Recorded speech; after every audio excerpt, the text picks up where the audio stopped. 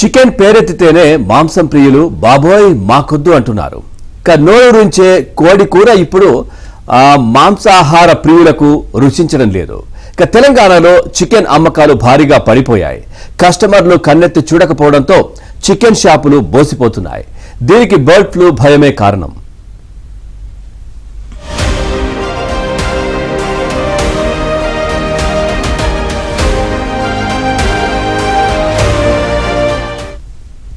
ఏపీలో ఎక్కువగా, దేశంలో అక్కడక్కడ బర్డ్ ఫ్లూతో కోళ్లు మృత్యువాత పడుతున్నాయి.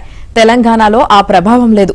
కోడి కూర తిన్నోళ్లకి అస్వస్థత గురైనట్లు, ఆస్పత్రి పాలైనట్లు ఎక్కడా చిన్న ఘటన కూడా వెలుగు చూడలేదు.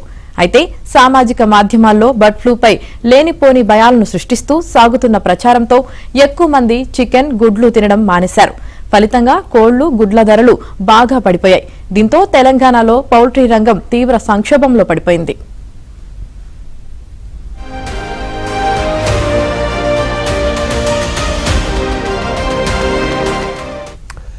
తెలంగాణలో దాదాపు 8.5 కోట్లకు పైగా కోళ్లున్నాయి.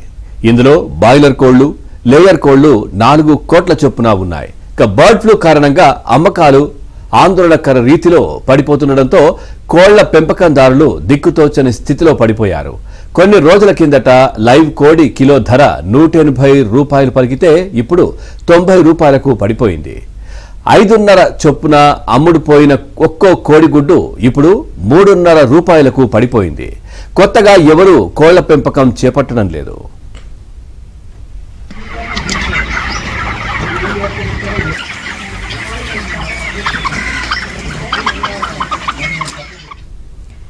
తెలంగాణలో రోజుకు 10 లక్షల రూపాయల కిలోల చికెన్ అమ్మకాలు జరుగుతుంటాయి. ఇవి కాక బయట రాష్ట్రాలకు రోజుకు 1 లక్షకు పైగా కోళ్ల ఎగుమతులు అవుతుంటాయి.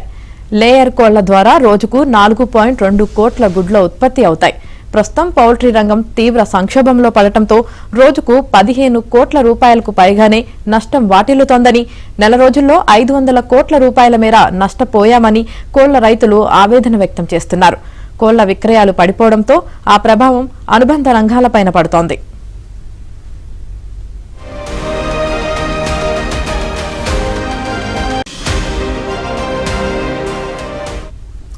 బర్డ్ ఫ్లూ దెబ్బ కోళ్ల పెంపకందారులనే ఒడిదుడుకుల్లోకి నెట్టేసింది. దళారులు, వ్యాపారులు మాత్రం బాగానే ఉన్నారు. బర్డ్ ఫ్లూ నెపంతో పౌల్ట్రీ రైతుల నుంచి కోళ్లను, గుడ్లను చాలా తక్కువ ధరకు కొని మార్కెట్లో లాభాలకు అమ్ముతున్నారు. అందుకే బహిరంగ మార్కెట్లో మాత్రం కోళ్లు, గుడ్ల ధరలపై పెద్దగా ప్రభావం పడడం లేదు. చికెన్ను కిలో 120 రూపాయల నుంచి 180 రూపాయల వరకు, గుడ్లను 6 రూపాయల చొప్పున విక్రయిస్తున్నారు. అంటే బర్డ్ ఫ్లూ భయంతో తీవ్రంగా నష్టపోతోంది అటు పౌల్ట్రీ రైతులు, వినియోగదారులే. బయట రాష్ట్రాలకు ఎగుమతులను కట్టడి చేయడం కూడా పౌల్ట్రీ రైతులను ఆందోళనకు గురి చేస్తోంది.